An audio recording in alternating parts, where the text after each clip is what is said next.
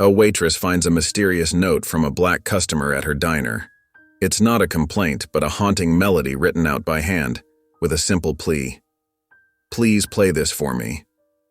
She brushes it off at first, but something about it won't let her go. What she discovers about the tune and the man who left it will uncover heartbreaking secrets, awaken a passion she thought was lost, and change both their lives forever. What's the story behind this note? And how will it pull them together in ways neither of them ever expected? Don't miss this unforgettable journey of music, loss, and redemption. Before we get into the story, comment below where in the world you are watching from today. The morning sun filtered through Henderson's diner's wide windows, casting long shadows across the worn checkerboard floor. Ruth Carter pushed open the heavy glass door, the familiar bell chiming above her head. The smell of bacon and coffee wrapped around her like an old friend, comforting yet somehow hollow. "Morning, Ruth," called Jimmy from behind the grill, his spatula raised in greeting.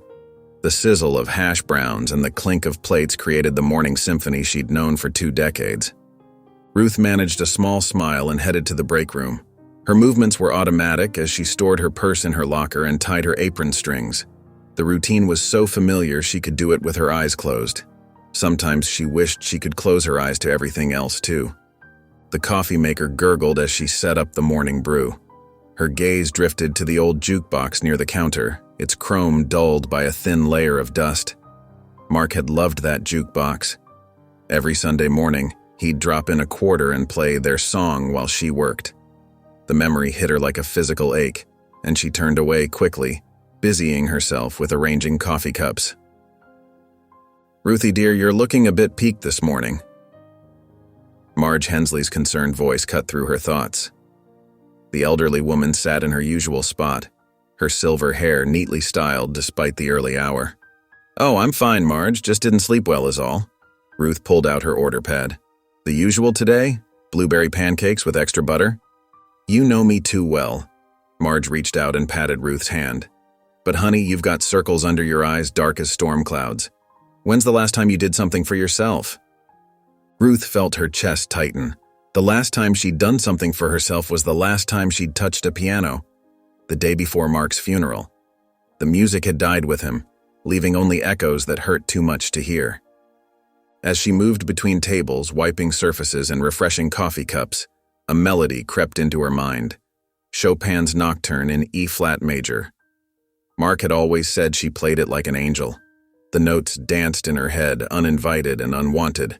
She scrubbed harder at a non-existent stain, trying to drown out the music with the sound of cloth against formica. The morning rush ebbed and flowed around her. Ruth moved through it like a dancer performing steps she'd memorized long ago.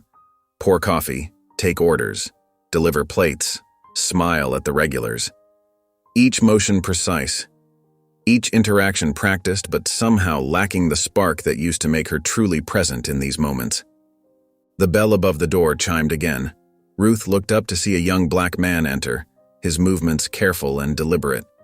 He chose a window seat, his dark eyes taking in the diner with what seemed like quiet purpose. There was something in his posture, a mixture of determination and uncertainty, that caught her attention. His hands rested on the table, fingers moving slightly as if playing invisible keys.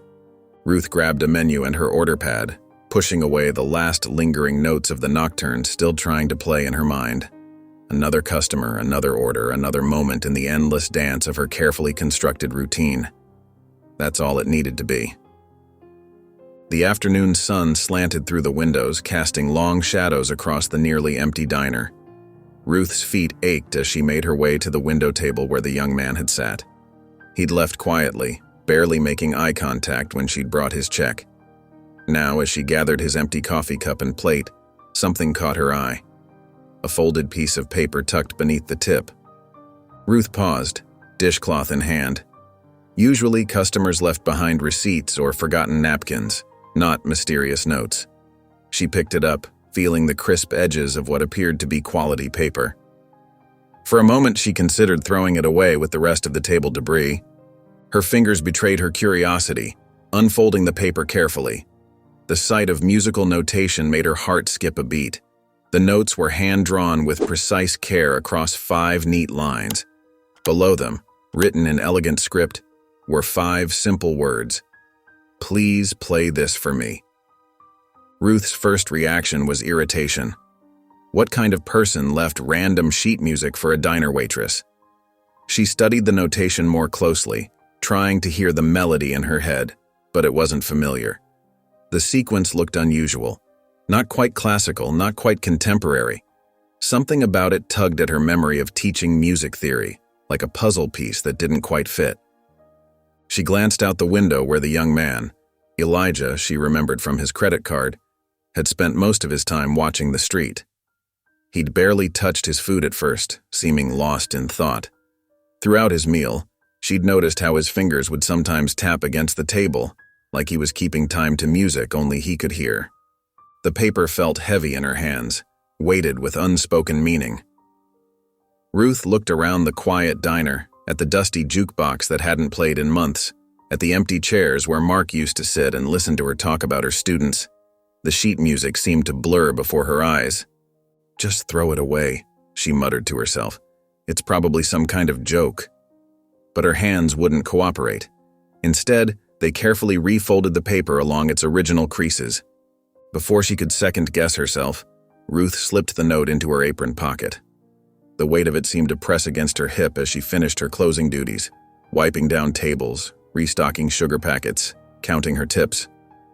Later, as she turned the key in the diner's lock, the street quiet except for distant traffic, Ruth felt something she hadn't experienced in a long time, a spark of genuine curiosity.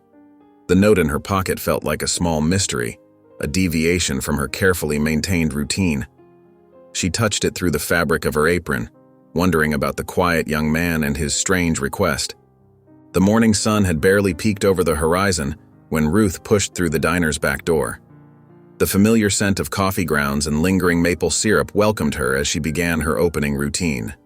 Her hands moved automatically, measuring coffee into filters while her mind wandered back to the folded paper in her apron pocket. "That young man yesterday," Janice said, appearing beside her with a stack of clean mugs. "Did you notice him humming? Such an odd tune." She placed the mugs in their usual spot, her bangles jingling. "Kinda pretty though, wasn't it?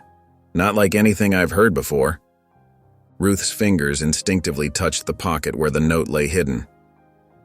"Humming?" she asked, trying to keep her voice casual. Real quiet-like, but I heard it when I walked past." Janice adjusted her name tag. He seemed deep in thought, barely touched his food at first. The coffee maker gurgled and hissed, filling the kitchen with its rich aroma. Ruth found herself reaching for the note again, then stopping herself. Throughout the morning rush, between refilling coffee cups and taking orders, she kept thinking about the carefully drawn notes on that paper. During a lull, while wiping down the counter, Ruth spotted Marge settling into her usual booth. For a moment, she considered asking if the elderly woman had noticed anything about yesterday's mysterious customer. But what would she say? That a stranger had left her sheet music, that she couldn't stop thinking about why he'd chosen her? "Earth to Ruth," Janice's voice cut through her thoughts. "Your coffee pot's about to overflow, hun." Ruth quickly turned off the machine, grateful for the distraction.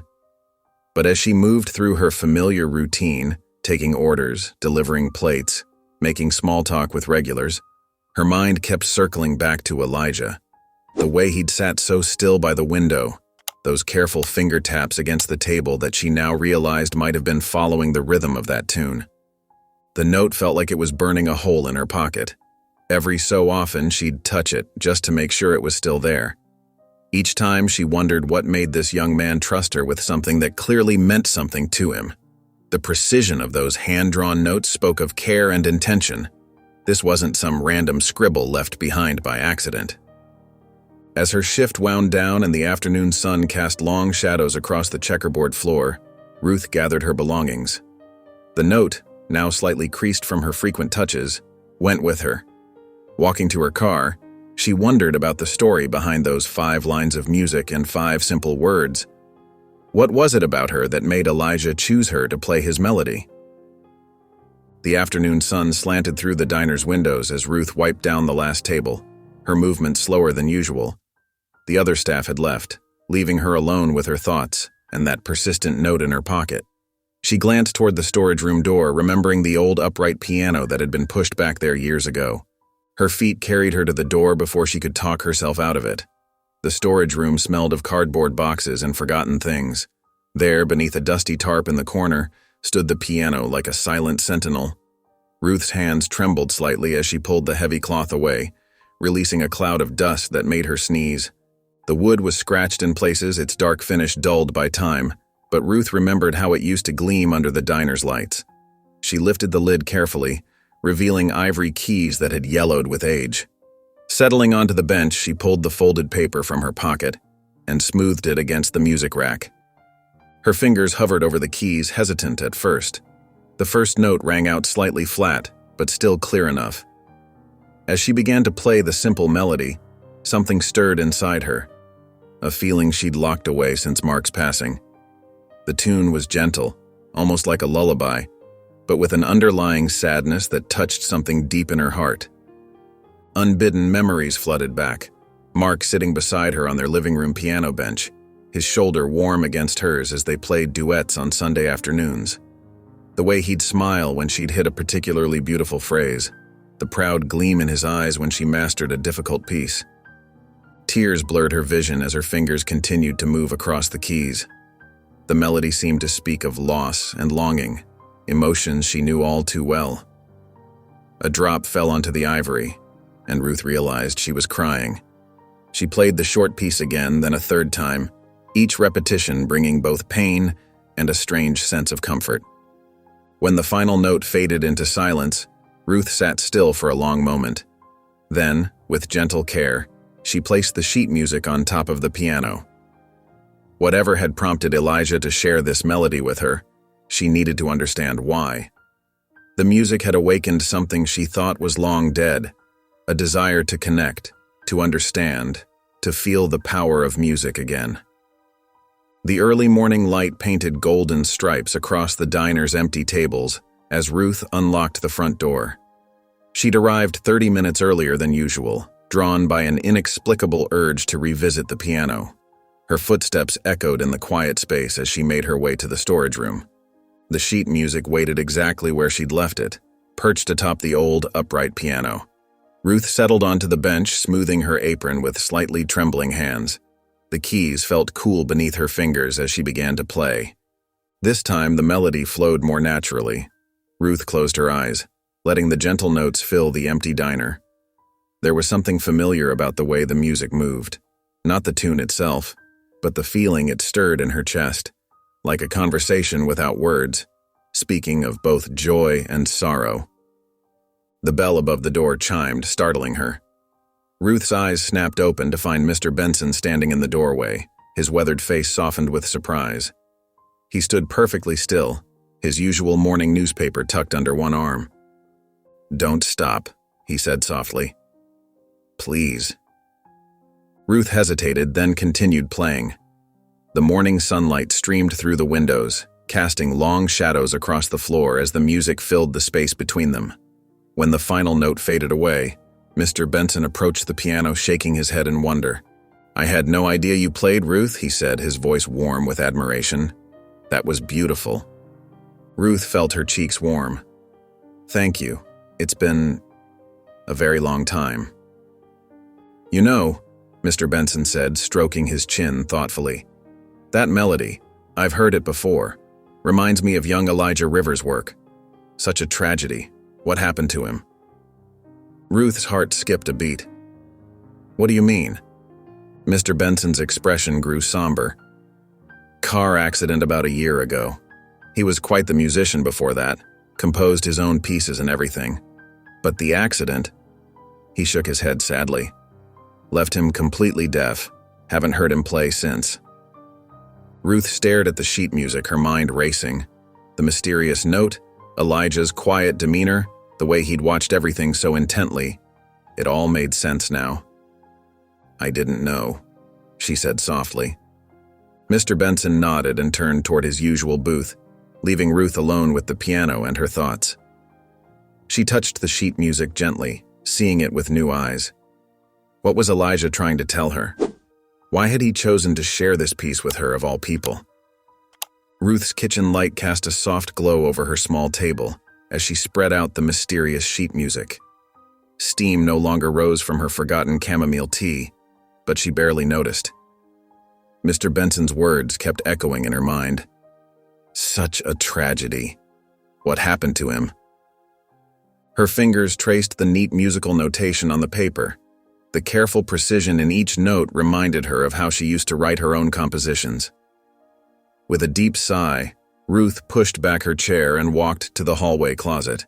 Behind old winter coats and boxes of Christmas decorations sat a dusty cardboard box labeled Music Personal. She hadn't opened it since Mark's funeral. Ruth's hands shook slightly as she carried the box to her kitchen table. Inside, beneath yellowed newspaper clippings of her students' recitals, lay her old composition notebook. The spine crackled as she opened it, releasing the musty scent of forgotten memories. "Oh," she whispered, running her fingers over the faded staff paper. Pages and pages of half-finished melodies stared back at her. Songs she'd started writing during her first year of marriage, pieces she'd composed while teaching, and the last unfinished work from the week before Mark's heart attack. Ruth felt her throat tighten. She remembered how music had once been her way of processing everything: joy, grief, love, loss. But after Mark died, the thought of touching a piano key felt like pressing on an open wound. Now looking at Elijah's simple melody alongside her own abandoned works, something clicked into place. She understood that hollow feeling of being cut off from something vital, something that was part of your very soul. For her, it had been choice, albeit one born of grief. For Elijah, it wasn't a choice at all. Ruth flipped through more pages of her notebook, pausing at a duet she'd written for her advanced students. The margin notes were full of enthusiastic instructions about feeling the rhythm, listening for harmony. Her chest ached as she imagined what it would be like to lose the ability to hear music entirely. Setting her notebook beside Elijah's sheet music, Ruth made up her mind. If he came back to the diner, she would find a way to talk to him.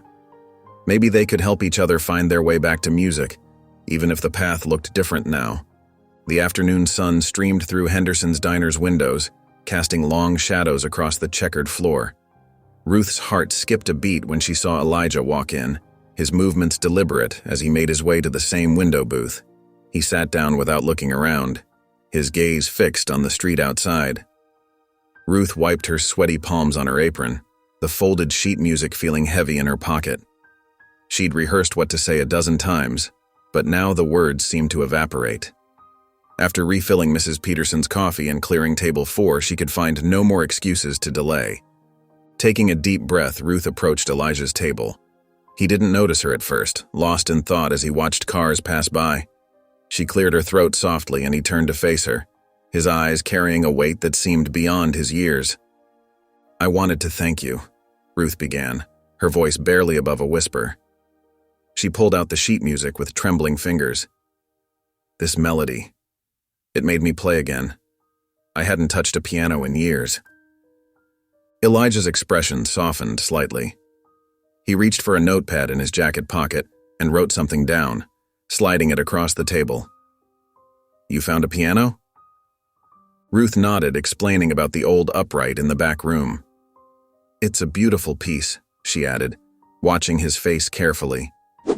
Elijah's hands moved slowly as he wrote his response. When he passed the notepad back, Ruth read, "It was my mother's last composition. She taught music for 30 years, passed away 3 months ago." "I'm so sorry," Ruth said, making sure he could see her lips clearly. She noticed how his shoulders tensed, then relaxed, as if sharing this information required physical effort. Elijah wrote again, "I wanted someone to hear it one more time, someone who might understand." Ruth felt tears prick at her corners of her eyes. She understood loss all too well, the way it hollowed you out, left you searching for pieces of the person you'd lost in everything around you. "Thank you for trusting me with it," she said, ensuring her words were clear and visible. Elijah nodded, a ghost of a smile crossing his face. Then, as if the conversation had drained him, he stood up abruptly. He placed money on the table for his untouched coffee and headed for the door, leaving Ruth standing there with the sheet music in her hands and questions swirling in her mind.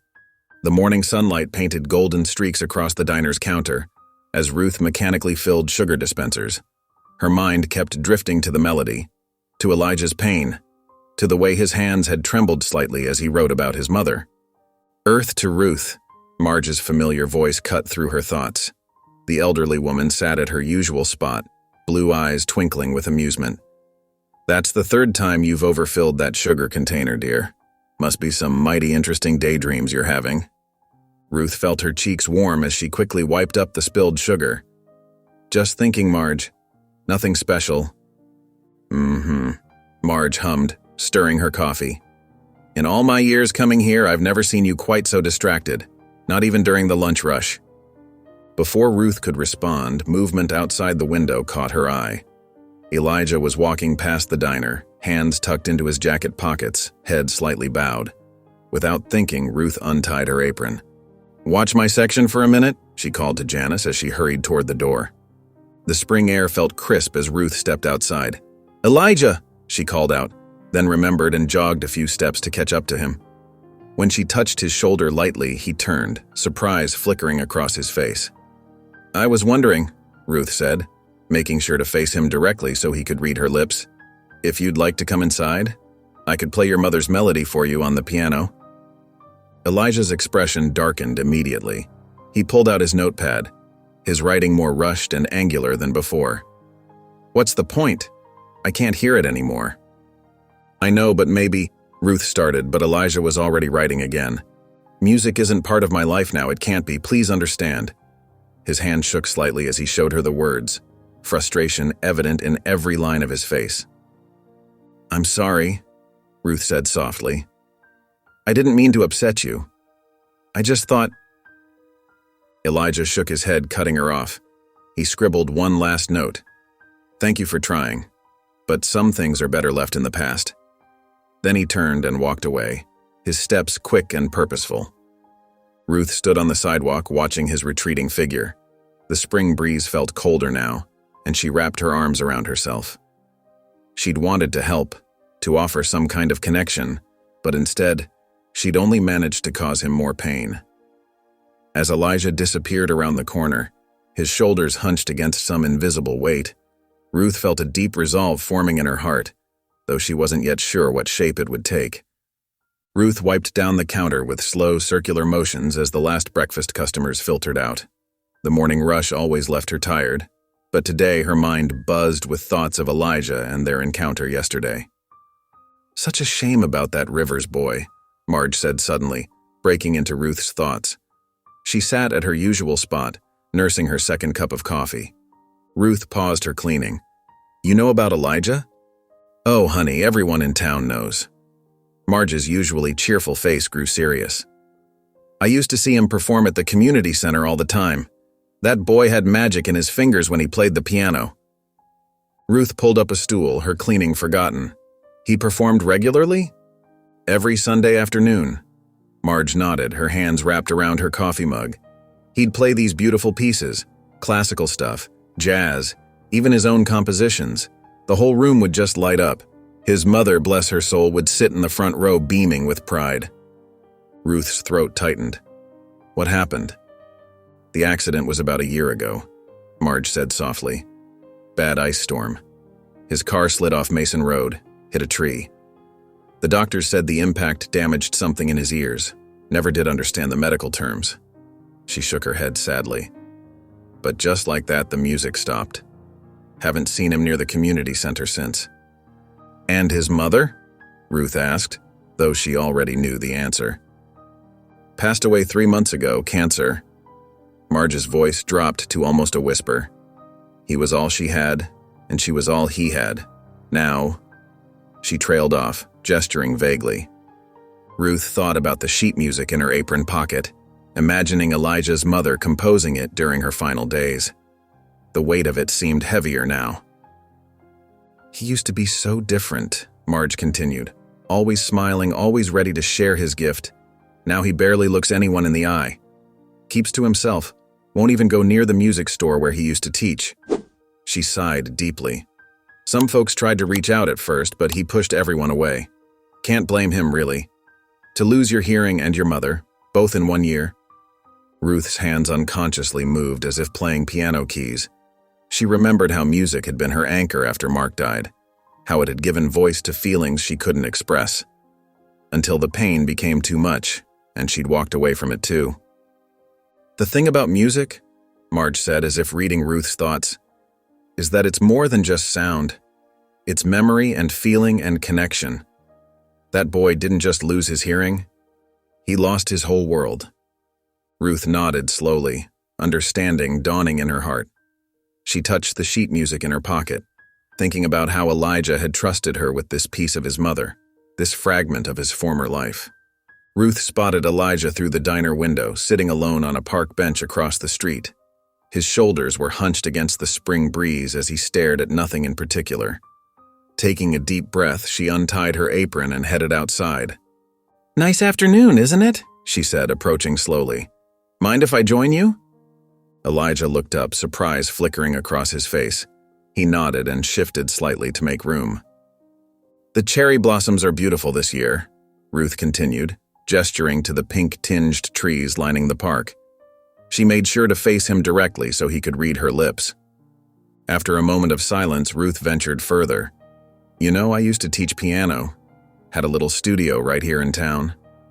Elijah's shoulders tensed, but he didn't leave. His hands, resting on his knees, twitched slightly. "I've been thinking," Ruth said carefully, "there might be another way for you to experience music." She paused, watching his reaction. "Through touch. The vibrations of the piano strings. You can feel them through the wood, through your fingers." Elijah turned to look at her fully, his expression a mix of skepticism and barely concealed hope. "I don't know. Just try. The old piano in the diner's storage room still works fine." After what felt like an eternity, Elijah gave a slight nod. Inside the storage room, dust motes danced in the afternoon light as Ruth pulled the tarp off the piano. Elijah stood awkwardly by the door until she motioned him over. "Here," she said, patting the bench. "Put your hands flat on the wood like this." She demonstrated, pressing her palms against the piano's surface. Elijah copied her movement hesitantly. Ruth began to play a simple melody, the same one from his note. His brow furrowed in concentration as he tried to feel the vibrations. "I can't," he started, pulling his hands away in frustration. "It's not the same." "Try again," Ruth encouraged. "Close your eyes this time. Focus on what you feel, not what you can't hear." Elijah placed his hands back on the piano, but after a few more minutes, he stood up abruptly. "Maybe this was a mistake," he said, and hurried out of the room. Ruth watched him go, her heart heavy but her determination unchanged. She would try again. The late afternoon sun cast long shadows through the diner's windows when Ruth heard a gentle knock. She looked up from wiping down tables to see Elijah standing outside, shifting nervously from foot to foot. Her heart lifted as she hurried to unlock the door. "I thought maybe we could try again," he said hesitantly. Ruth smiled warmly. "Of course, come on in." In the storage room, dust particles swirled in the golden light as they settled at the piano. Before starting, Ruth turned to face Elijah directly. "You know, I stopped playing for 3 years after my husband died," she said softly. "Mark and I used to play duets together. After he passed, just looking at a piano hurt too much." Elijah's expression softened as he watched her speak. Ruth continued, her voice gentle but steady. "It felt like I'd lost a piece of myself. Music had always been my way of expressing feelings, and suddenly I couldn't bear to touch the keys." She noticed Elijah's shoulders relaxing slightly as she spoke.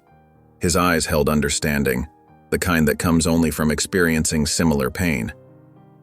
"How did you start again?" he asked, his voice barely above a whisper. "Small steps," Ruth replied. "Just like we're doing now. Different way, same journey." Elijah nodded slowly, then placed his hands on the piano's wooden surface. Ruth began playing a simple C major scale, watching as he concentrated on the vibrations traveling through his fingertips. After a few minutes, Elijah positioned his fingers over the keys. Hesitantly at first, then with growing confidence, he pressed down. The notes weren't perfectly timed, but they formed a basic melody, one that filled the small room with possibility. When he finished, a small smile tugged at the corners of his mouth.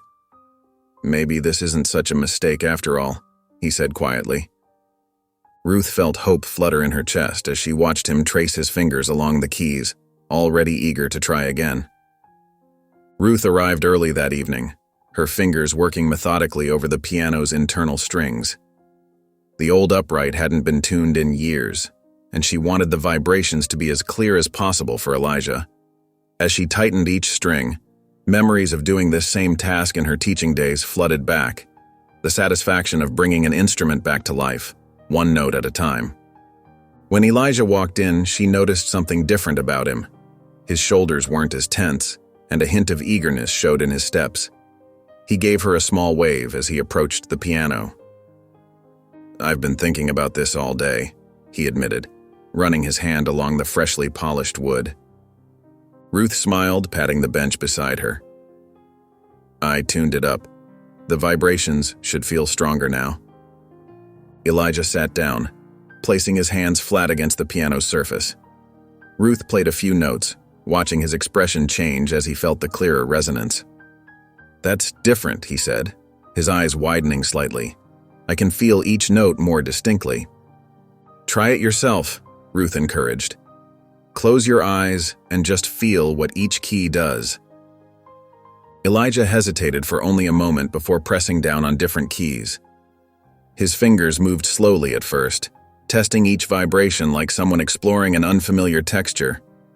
Ruth watched as his confidence grew with each press of the keys. "The lower notes feel deeper," he observed, a hint of excitement in his voice.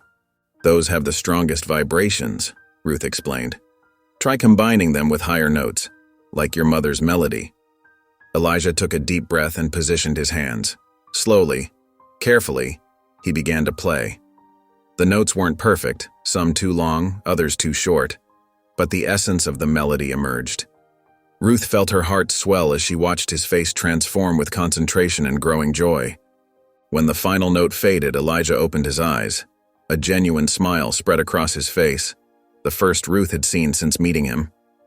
"I think she would have liked that," he said softly, his fingers still resting on the keys. Ruth sat at the piano the next morning, carefully arranging sheet music on the stand. She'd spent hours the night before, adapting his mother's melody into something more challenging yet still manageable. Her fingers traced the notes she'd written, hoping they would help Elijah grow more confident. When he walked in, dark circles under his eyes betrayed his lack of sleep. Still, he offered a weak smile as he took his place beside her on the bench. "I thought we could try something new today," Ruth said, speaking clearly so he could read her lips. She pointed to the sheet music. "It's your mother's song, but with a few extra elements." Elijah nodded, placing his hands on the keys.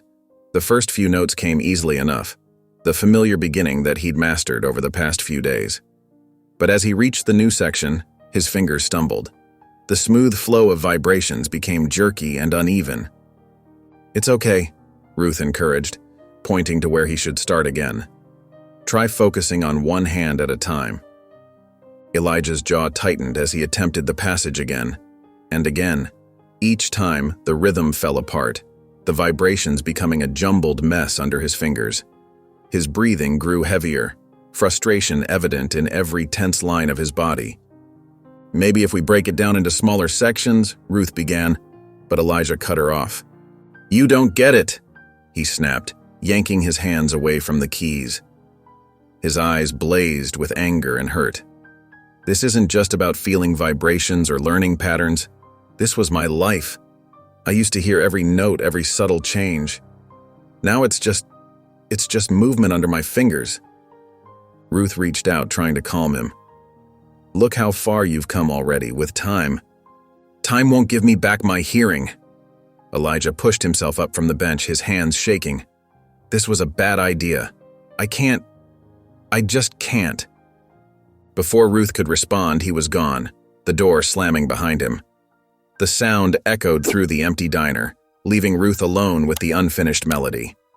She turned back to the piano, her fingers finding the simple version of his mother's song. As she played, doubt crept in. Maybe she'd pushed too hard, too fast. Maybe she wasn't qualified to help someone through this kind of loss. The gentle notes filled the room, but instead of bringing comfort, they only reminded her of the pain in Elijah's eyes as he'd fled. Ruth's apartment felt unusually quiet as she pulled the dusty cardboard box from her bedroom closet. Her hands trembled slightly as she lifted the lid, revealing Mark's old music journals stacked neatly inside.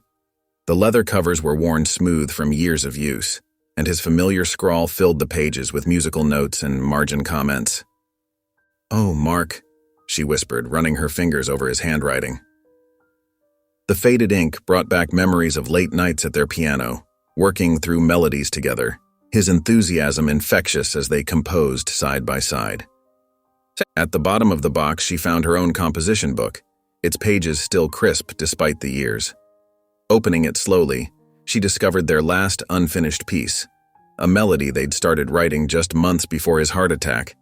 The notes danced across the page full of promise and possibility, waiting to be completed. Ruth moved to her small upright piano in the corner of the living room. Dust had gathered on the keys, a testament to how long it had been since she'd played at home. Settling onto the bench, she positioned the music and began to play. The opening bars filled the room with a bittersweet melody.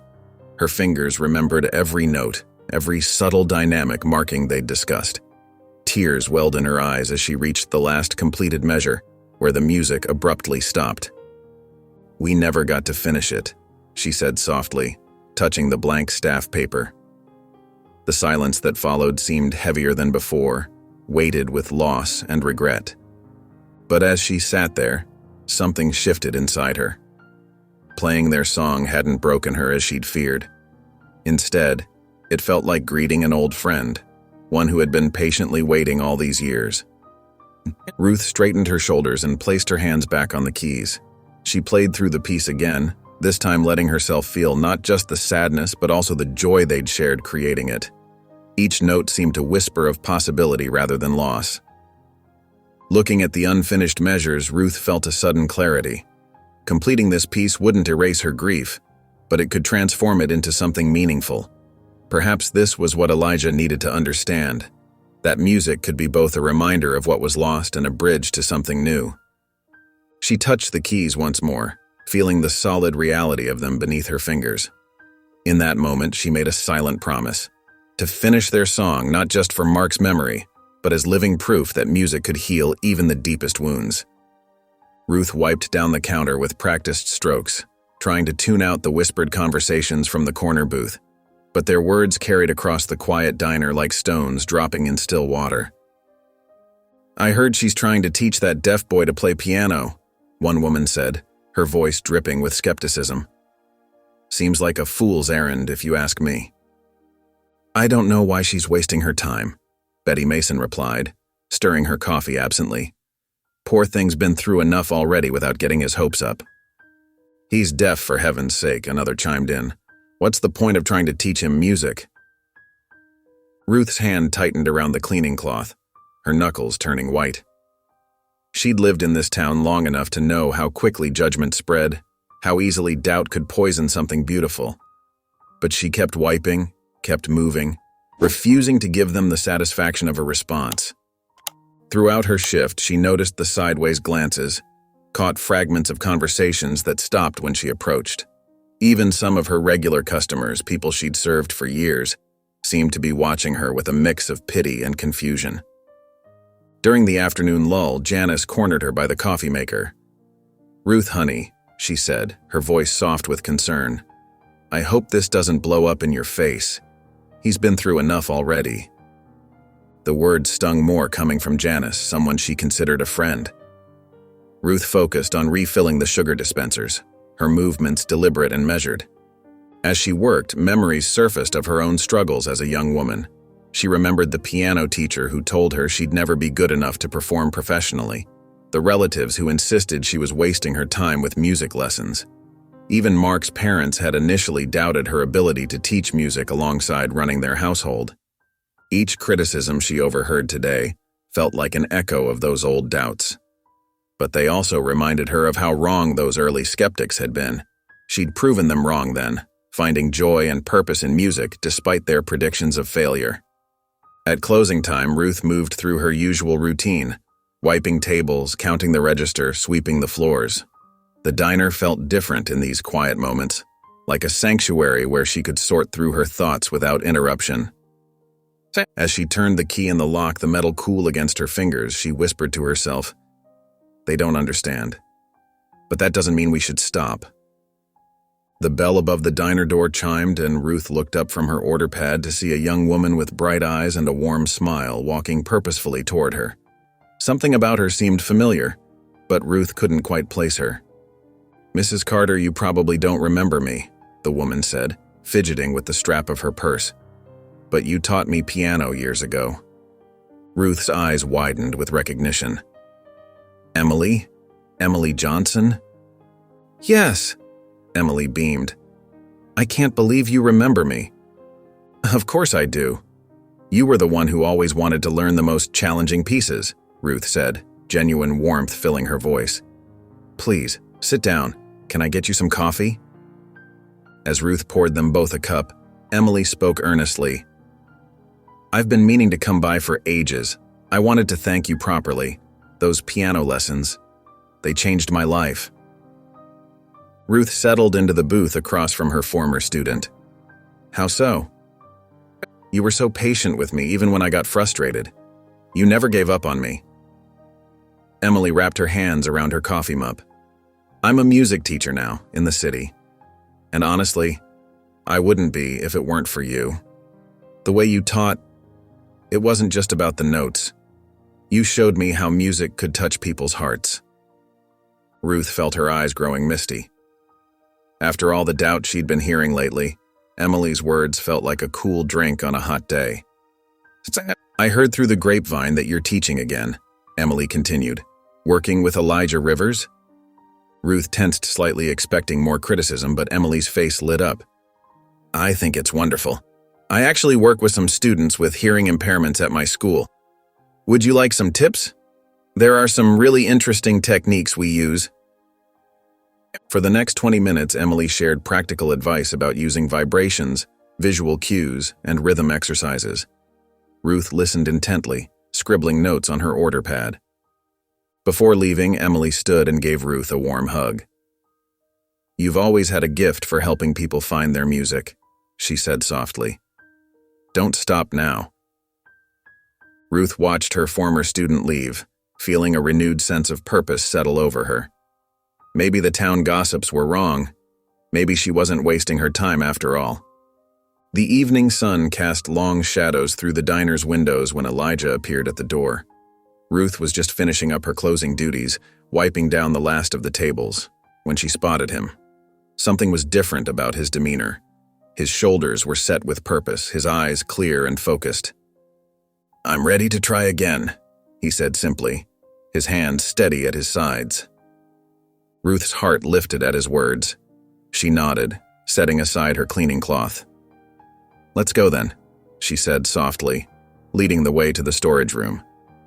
The old piano waited for them, its keys gleaming faintly in the dim light. Ruth pulled out the bench and gestured for Elijah to sit.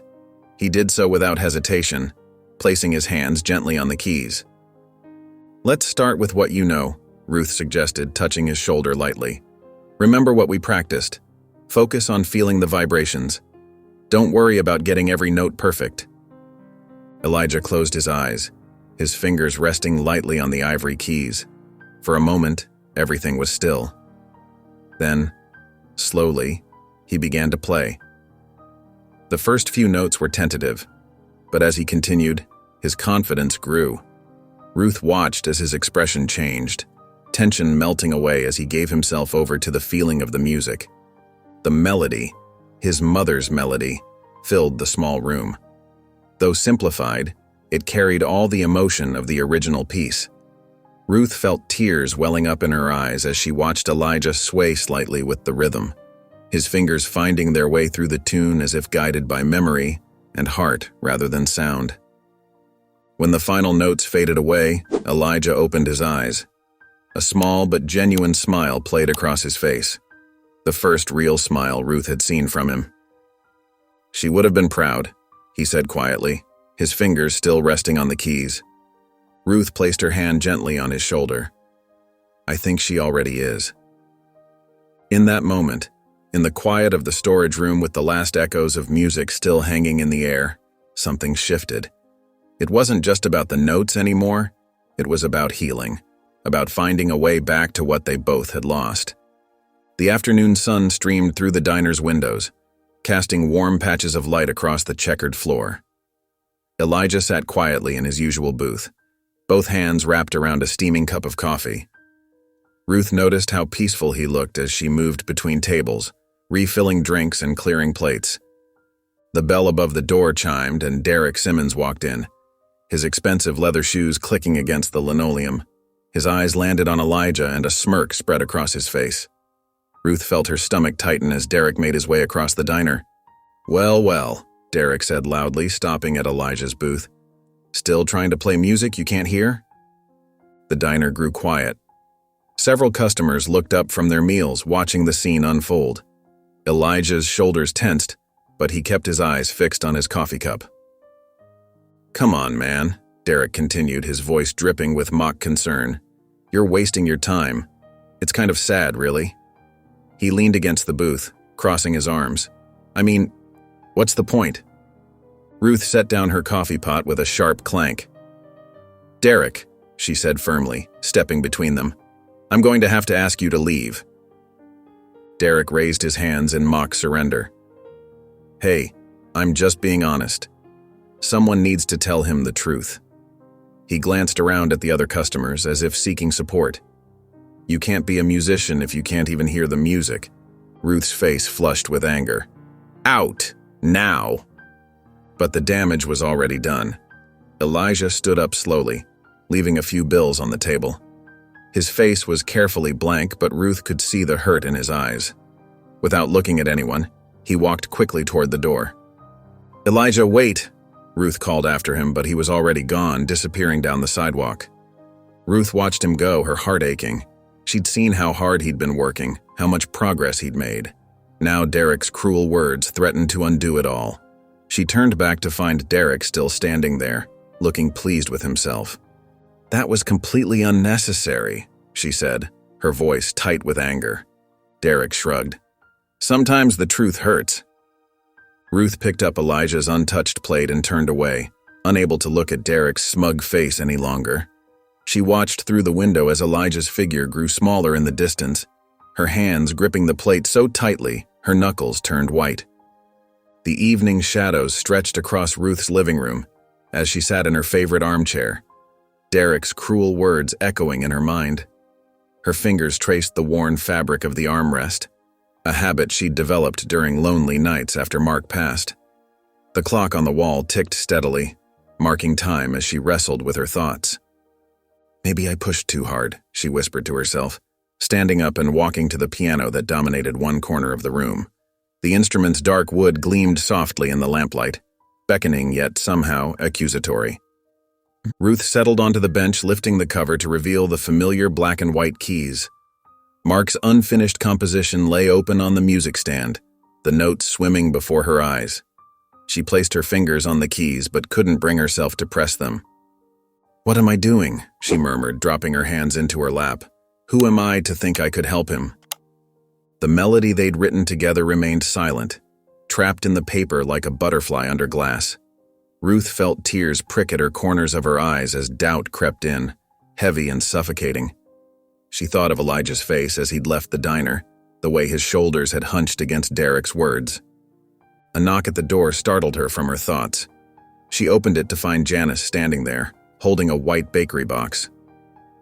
"Brought you some leftover cherry pie," Janice said, stepping inside without waiting for an invitation.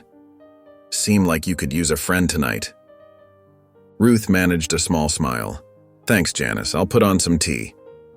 As Ruth busied herself in the kitchen, Janice chatted about everyday things, a customer's unusual order, her daughter's soccer game, the weather forecast. The familiar patter helped distract Ruth from her churning thoughts, but couldn't completely dispel them. They sat at her small kitchen table, the pie barely touched on Ruth's plate.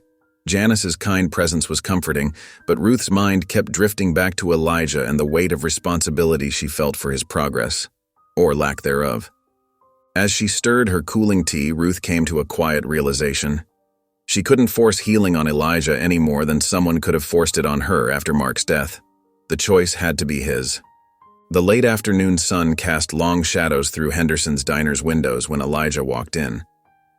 Ruth was wiping down the counter, lost in thought, when she heard the bell above the door chime. Her heart skipped a beat when she saw him standing there, his expression uncertain but determined. "Hi," he said softly, using sign language alongside his words. "Can we talk?"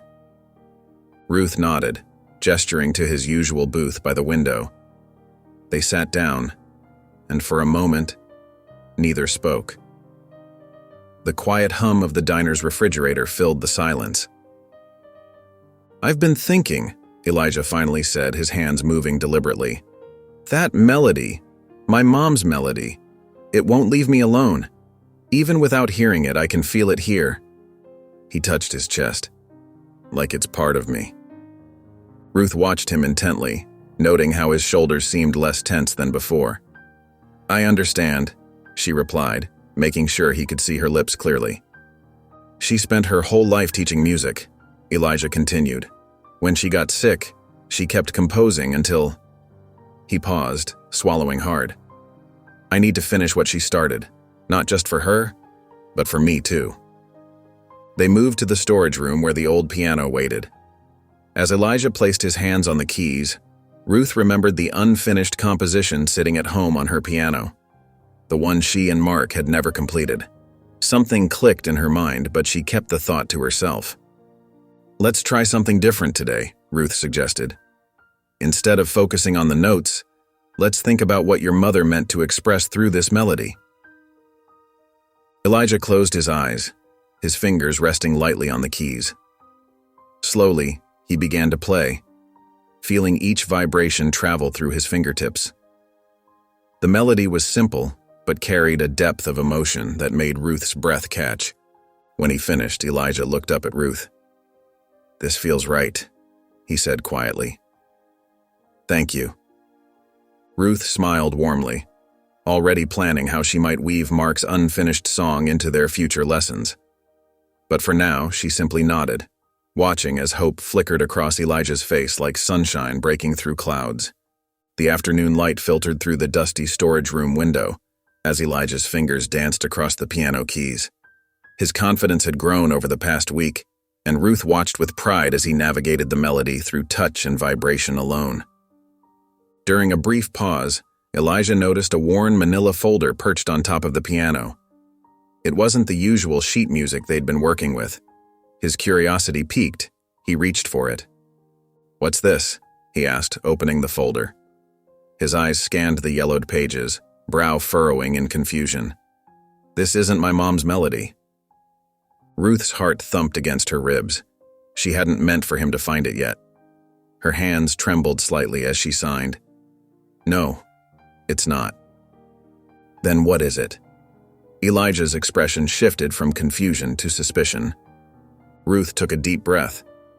It's a piece my husband and I were working on before he passed away."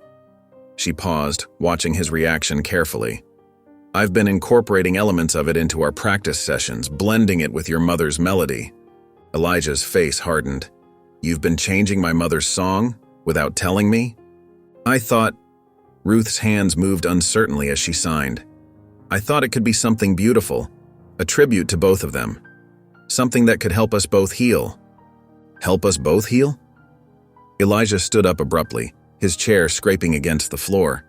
"You had no right to change her music without asking me. This was supposed to be about honoring her memory, not fixing your grief." "That's not what I was trying to do," Ruth protested, but Elijah was already gathering his things. "You should have told me the truth," he signed sharply. "I trusted you, and you used me to work through your own issues." "Elijah, please." Ruth reached for his arm, but he pulled away. "I need to go," he signed, his movements clipped and angry. Without another word, he strode out of the storage room, leaving Ruth alone with the scattered sheet music and the heavy silence.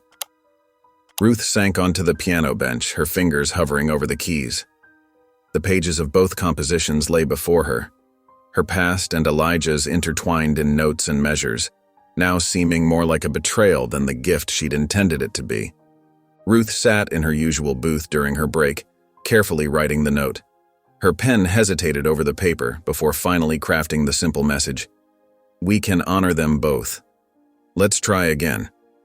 She placed it where Elijah usually sat, hoping he would come by. The evening brought a familiar silhouette to the diner's door.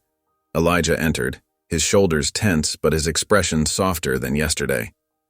Ruth met his eyes across the room and signed, "Thank you for coming." They moved to the storage room where the piano waited in the dim light. Elijah sat on the bench, his fingers brushing the keys without pressing them. "I'm sorry," Ruth signed, her movements deliberate and sincere. "I should have told you what I was doing. I got caught up in the idea of creating something beautiful from our shared loss, but I went about it the wrong way." Elijah's hands remained still for a long moment before he responded, "It hurt that you didn't trust me enough to tell me." "I know," Ruth nodded. "I was afraid you'd reject the idea before giving it a chance, but that wasn't fair to you or to your mother's memory." Elijah's fingers found a few keys, pressing them gently to feel their vibration. "The truth is," he signed after a pause, "when I thought about it last night, the idea felt right. Like maybe this is what both of them would have wanted." Ruth pulled out both pieces of sheet music, laying them side by side on the piano. "We can work on this together," she signed. "Equal partners.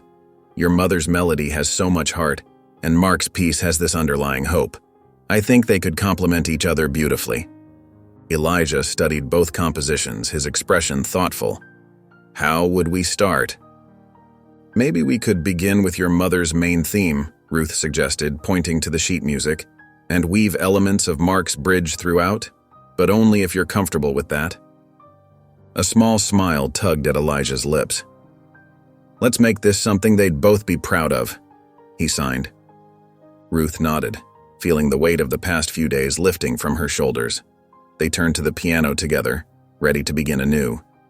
The diner buzzed with quiet energy as Emily helped Ruth push 2 tables together near the piano. Elijah sat at his usual spot, watching as local musicians filtered in through the front door, instrument cases in hand. The afternoon sun cast long shadows across the checkered floor, and the smell of fresh coffee filled the air.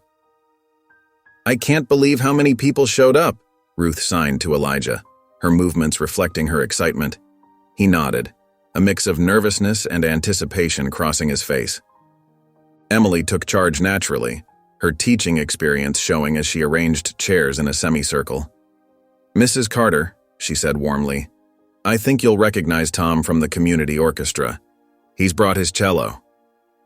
The musicians settled in, creating an intimate atmosphere in the usually bustling diner. Ruth placed both pieces of sheet music on stands, explaining the significance of each melody to the small group. Elijah watched intently, feeling the vibrations as Tom drew his bow across the cello strings in response. "The lower notes really resonate," Elijah signed, placing his hand on the wooden floor. Emily translated for the group, and Tom immediately adjusted his playing to emphasize the bass notes. A violinist joined in, her higher notes complementing the cello's deep tones. Ruth sat at the piano, adding the familiar notes of her husband's unfinished piece. The musicians followed her lead, weaving their parts around the core melody. Elijah closed his eyes, feeling the combined vibrations through the floor and piano, his fingers tapping out his mother's tune in perfect rhythm. Regular customers peeked through the diner's windows, drawn by the unusual sight. Marge slipped in quietly, ordering her usual coffee, but staying longer than usual to watch. The music filled the space with something more than sound. It created a sense of shared purpose that seemed to touch everyone present. As the afternoon wore on, the musicians experimented with different arrangements, each adding their own subtle touches to the piece.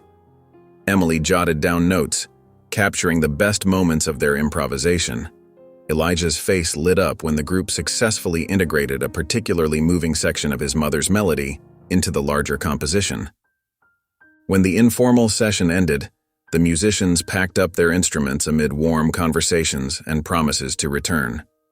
Ruth and Elijah stood by the piano, watching as their small gathering dispersed. Their eyes met, sharing a moment of understanding.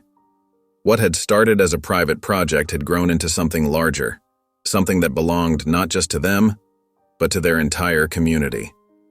The late afternoon sun cast a warm glow through the diner's windows as Ruth and Elijah took their places at the piano.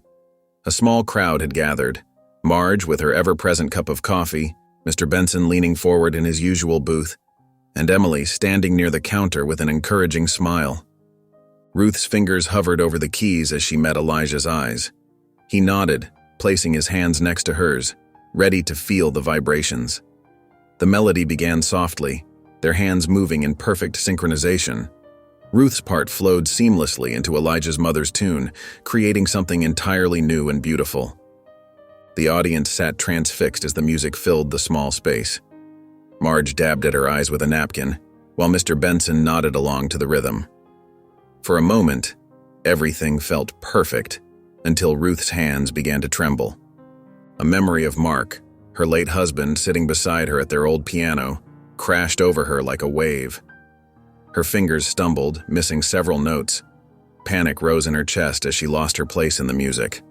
Elijah, sensing the change in vibration, tried to maintain the melody, but without Ruth's accompaniment, the piece felt incomplete.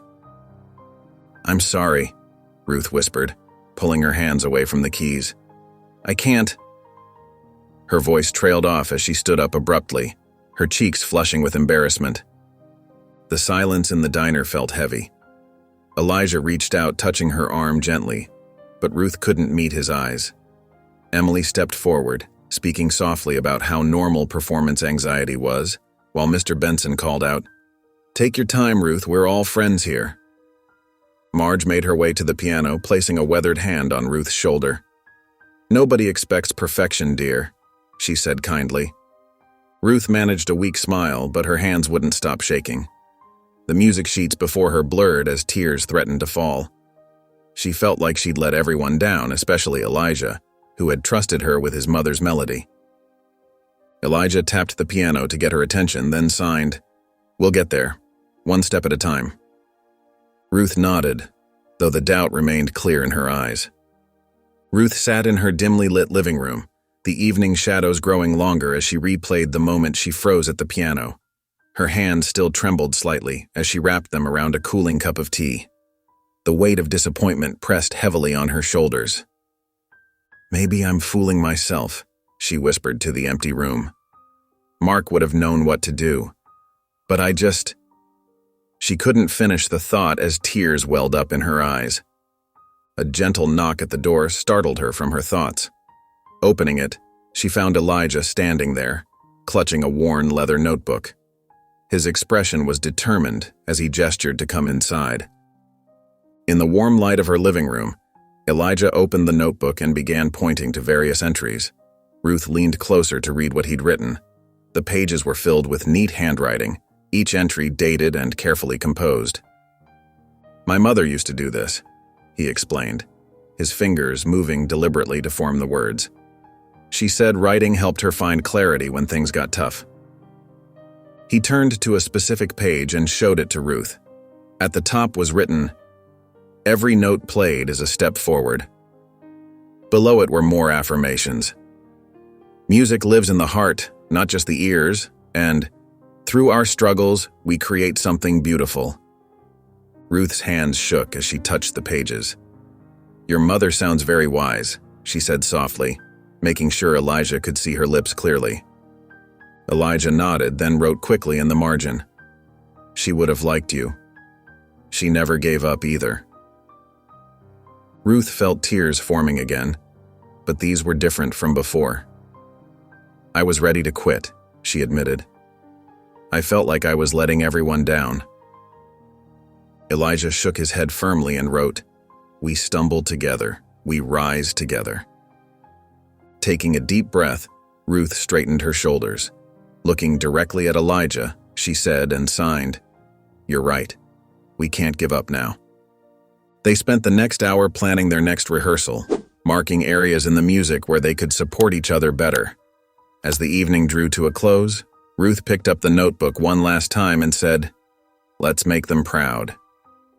Elijah smiled warmly, and together they began preparing for their next rehearsal.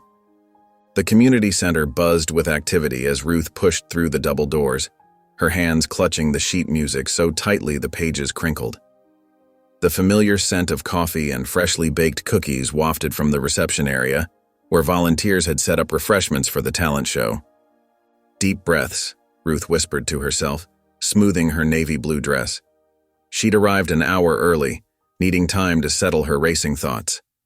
The stage lights were already on, casting a warm glow across the empty seats that would soon be filled with familiar faces. 15 minutes later, Elijah walked in wearing a crisp black suit that made him look both dignified and nervous. In his hands, he carefully held a delicate pink silk scarf that had belonged to his mother. The soft fabric caught the light as he adjusted it around his neck. "My mom wore this at every performance," he explained, his fingers tracing the edge of the scarf. Ruth nodded, understanding the comfort found in keeping loved ones close. Backstage, they watched as other performers took their turns. A young girl played violin, her small fingers dancing across the strings. A local barbershop quartet harmonized perfectly. With each act, Ruth felt her stomach tighten. Her hands grew cold and clammy as she wrung them together. Elijah noticed her growing anxiety and placed a steady hand on her shoulder. "Remember what we promised," he said softly, "one note at a time." Emily appeared beside them, her face bright with excitement. "Everyone out there is already on your side," she assured them. "They're not just audience members, they're friends and neighbors who want to see you succeed." Ruth closed her eyes, trying to picture Mark sitting in the front row, that proud smile he always wore when she performed. Next to him, she imagined Elijah's mother, both of them beaming up at the stage. The image brought unexpected comfort. "5 minutes," called the stage manager, clipboard in hand. Elijah and Ruth moved closer to the stage entrance, their hearts beating in time with the muffled applause from the current performance. They could hear the shuffle of programs, the murmur of voices, the rustle of anticipation. "And now," the announcer's voice boomed through the speakers, "please welcome Ruth Carter and Elijah Rivers." Ruth felt Elijah's hand squeeze her shoulder one last time as they stepped into the spotlight together. The spotlight felt warm on Ruth's face as she and Elijah took their positions at the grand piano. Her fingers hovered over the ivory keys, trembling slightly until she caught sight of Elijah's calm demeanor beside her. He placed his hands gently on the piano's frame, ready to feel every vibration. The audience held their breath, creating a silence so complete Ruth could hear her own heartbeat. She closed her eyes for a moment, picturing Mark's encouraging smile, then began to play. The first notes floated softly through the air, the gentle opening bars of Elijah's mother's melody. Ruth's fingers moved with practiced grace, each note clear and purposeful. Beside her, Elijah's expression changed as he felt the familiar rhythm through his fingertips. His slight nod told her he was with her, connected to every note. As the piece progressed, Ruth wove in the harmonies from Mark's unfinished composition. The two melodies danced together, creating something entirely new, yet honoring both their loved ones. Elijah swayed gently, his connection to the music evident in every movement of his body. Halfway through, Ruth's fingers stumbled over a particularly emotional passage, the part she and Mark had written together on their last anniversary. Her hands threatened to freeze, but Elijah sensed her hesitation. He pressed his hands more firmly against the piano's frame, his steady presence grounding her. The slight smile on his face gave her the courage to continue. The music swelled, growing stronger and more confident. Ruth's playing took on a new intensity as she poured all her grief, hope, and healing into each measure. Elijah's movements became more pronounced, his body flowing with the crescendo as the vibrations grew stronger. Together they built the piece to its peak, the combined melodies soaring through the community center. The audience sat transfixed as the music filled every corner of the room with its powerful emotion. Some wiped away tears, while others closed their eyes, completely absorbed in the moment. As the final triumphant notes rang out, Ruth and Elijah's performance had transformed from a simple piano piece into something transcendent, a testament to love, loss, and the healing power of music. The last note hung in the air for a precious moment before the room erupted into thunderous applause. Everyone rose to their feet, and Ruth caught Elijah's eye. They shared a look of pure joy and accomplishment, both knowing they had created something truly special. The applause thundered through the auditorium, rolling over Ruth and Elijah like a wave. Several audience members rose to their feet, tears streaming down their faces. Ruth felt her own eyes welling up as she took in the overwhelming response. Beside her, Elijah sensed the vibrations of the clapping through the stage floor, his eyes wide with wonder. Emily practically bounded onto the stage, her face glowing with pride. She hugged Ruth tightly, then turned to Elijah with an enthusiastic thumbs up. The gesture made him laugh, a sound Ruth hadn't heard before. As they made their way off stage, a crowd gathered around them. Marge, dabbing at her eyes with a tissue, reached for Ruth's hand. "I never doubted you two for a minute," she said, though Ruth remembered her initial skepticism. Mr. Benson stood nearby, beaming like a proud grandfather. "You've reminded us all what music can do," he said softly, his voice thick with emotion. "It's not just about hearing, it's about feeling, connecting." Several diner regulars who had whispered doubts behind Ruth's back now approached with genuine congratulations. One woman who had been particularly vocal in her criticism seemed almost apologetic as she praised their performance. Derek lingered at the edge of the crowd, hands stuffed in his pockets. When Elijah caught his eye, Derek gave a slight nod. Not quite an apology, but an acknowledgement of respect that seemed to mean more to Elijah than any words could have. Ruth watched Elijah's face as he absorbed the moment. The guarded expression he usually wore had melted away, replaced by a smile that reached his eyes and transformed his entire demeanor. It was the smile of someone who had finally found his place, his purpose. As they gathered their things to leave the venue, Ruth leaned close to Elijah and whispered, "We did it." Elijah nodded, his expression serene. "And it was worth every moment," he replied. Ruth stood in the diner's storage room, her hands resting on the old upright piano that had changed so many lives, including her own. Sunlight streamed through the newly cleaned windows, highlighting the dust motes dancing in the air. The space looked different now, with the old boxes and supplies cleared away to make room for something new and meaningful. The door creaked open as Elijah entered, carrying a cardboard box filled with donated music books and small instruments. His confident stride was a far cry from the hesitant young man who had first left that mysterious note for her months ago. "Where should I put these?" he asked, setting the box down carefully. "Over by the bookshelf," Ruth replied, gesturing to the newly installed shelving unit. "Emily dropped off some more beginner piano books yesterday." As they organized the materials, they discussed their plans for the music school. Ruth's eyes lit up as she explained her vision for teaching young beginners. "We'll start with the basics, just like I did with Emily all those years ago." Elijah nodded, running his fingers along the piano keys. "And I can work with students who are deaf or hard of hearing. Show them how to feel the music, just like you showed me." The bell above the diner's door chimed, and Emily bustled in carrying a stack of bright flyers.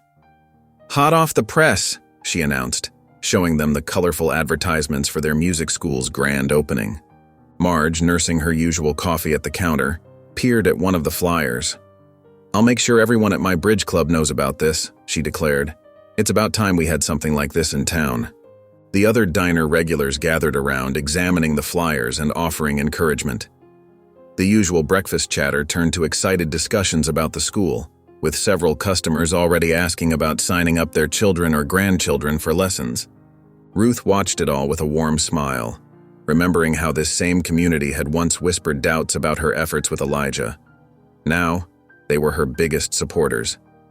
With careful movements, she took Elijah's original note, the one that had started everything, and placed it in a simple frame.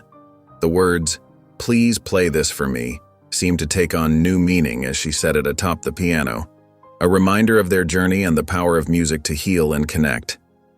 Ruth stood at the entrance of their newly transformed music room, her heart swelling with anticipation as she watched the first group of students file in.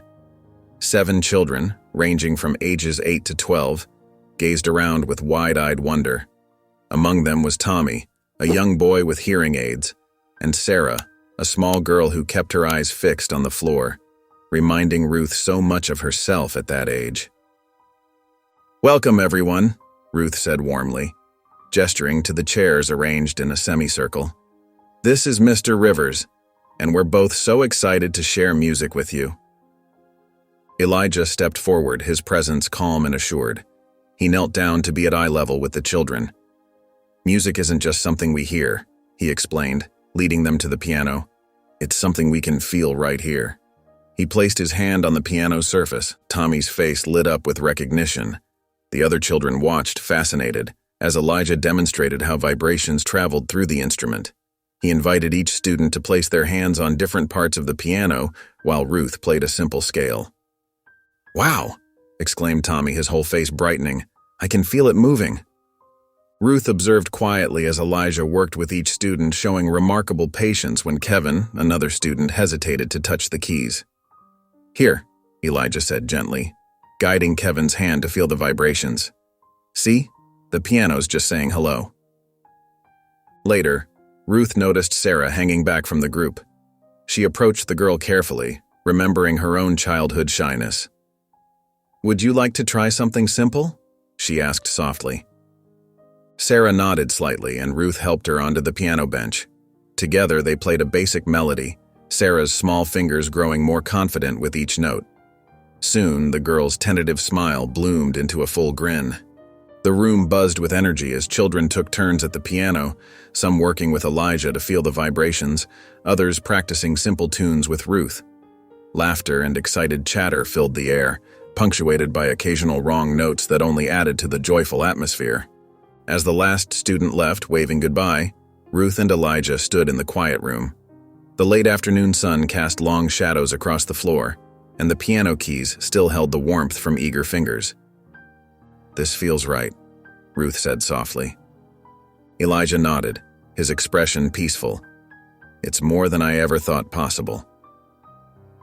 The afternoon sunlight streamed through the newly installed windows of the music school, casting a warm glow across the colorful walls. Ruth sat at the piano, guiding a group of students through their weekly lesson when she heard the familiar sound of the door opening. Looking up, she saw Elijah enter, carefully holding a framed photograph. The students continued their practice as Elijah made his way to the wall where the original note hung in its simple black frame. Ruth watched as he traced his fingers along the edge of the photograph. A beautiful portrait of his mother sitting at her own piano, her smile radiant and full of life. "She always wanted this," Elijah said softly when Ruth approached. "A place where music could bring everyone together no matter their differences." His fingers brushed against the glass, protecting his mother's image. Ruth nodded, her throat tight with emotion. "From that first note you left," she began, gesturing to the framed paper beside them. "Who could have known we'd end up here?" Together they carefully hung the photograph next to the note. The two pieces looked perfect side by side, one marking the beginning of their journey, the other celebrating the woman who had inspired it all. "My husband would have loved this too," Ruth said, adjusting the frame slightly. "He always said music was meant to be shared." She smiled, feeling a sense of peace wash over her. The grief that had once felt so sharp had softened into something gentler, more bittersweet. The room filled with a cacophony of piano notes as the students practiced their scales. Some played with confidence, others hesitated, but each sound contributed to the vibrant energy of the space. Tommy, sitting closest to the piano, had his hand resting on its surface, feeling the vibrations of his classmates playing with a look of pure joy. "Listen to that," Elijah said, gesturing to the room full of students. "This is exactly what she would have wanted." His eyes shone with pride as he watched Tommy guide another student in feeling the piano's vibrations.